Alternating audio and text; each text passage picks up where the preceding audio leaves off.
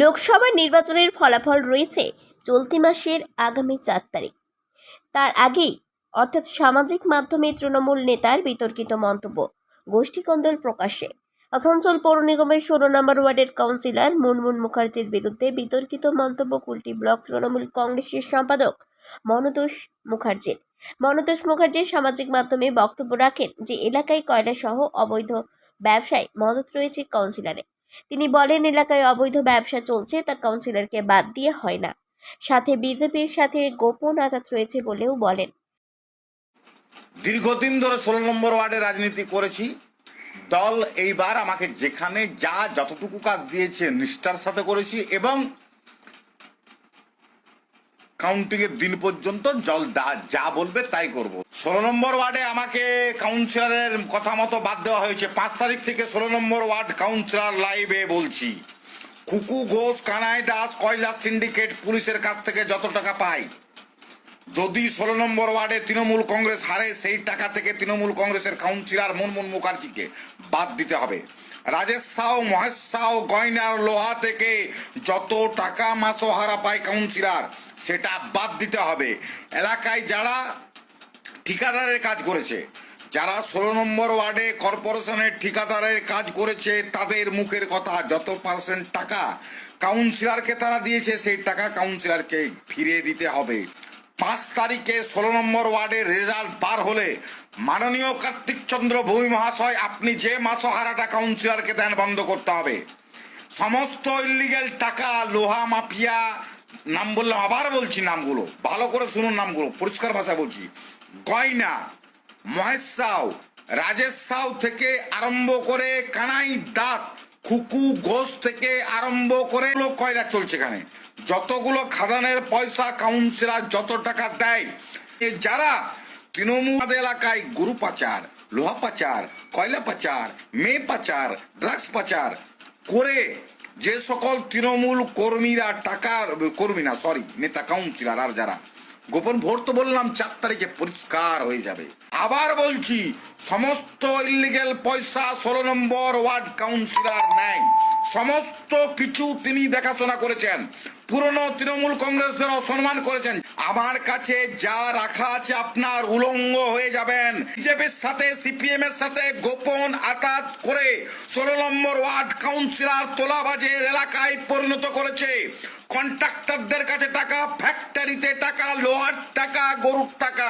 বিজেপির বিধায়কের ছেলের সাথে গোপন সেটিং করে 16 নম্বর ওয়ার্ড কাউন্সিলর চুরি করেছে, তোলাবাজি করেছে এবং অহংকারে পরিপূর্ণ। তবে এই অভিযোগকে হাস্যকর ও ভিত্তিহীন অভিযোগ বলে অস্বীকার করেন কাউন্সিলর মুনমুন মুখার্জি। সাথে বলেন, তার যখন যার সাথে স্বার্থসিদ্ধির ব্যাঘাত ঘটে, তখন সে এই রকম একটা ফেসবুক লাইভ করে তৈরি করে। বিষয়টি উচ্চ নেতৃত্বকে জানাবেন বলে তিনি জানান।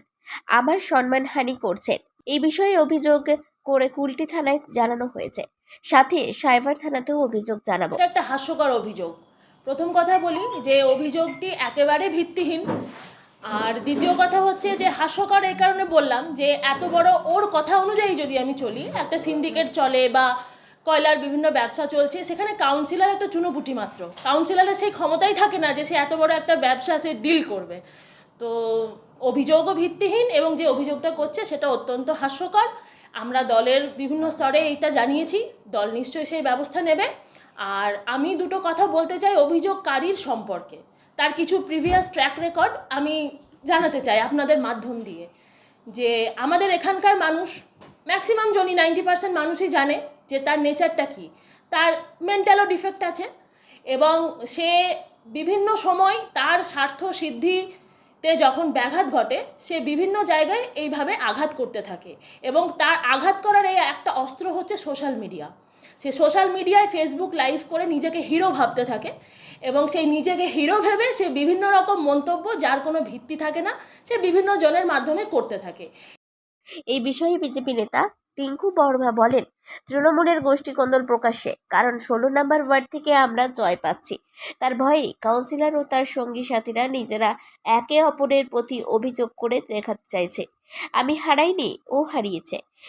কারণ কোম্পানি দল তো সিংলা বলে কিছু নেই, ভাগের লড়াই ও পরাজয়ের ভয়। আসানসোল লোকসভা নির্বাচনে জয়লাভ আমরা করছি, তবে নির্বাচনের ফলাফলের আগে বিতর্কিত মন্তব্য শুরু হয়েছে রাজনৈতিক চর্চা। লোকের উপরে চাপানোর একটা সৃষ্টি চলছে।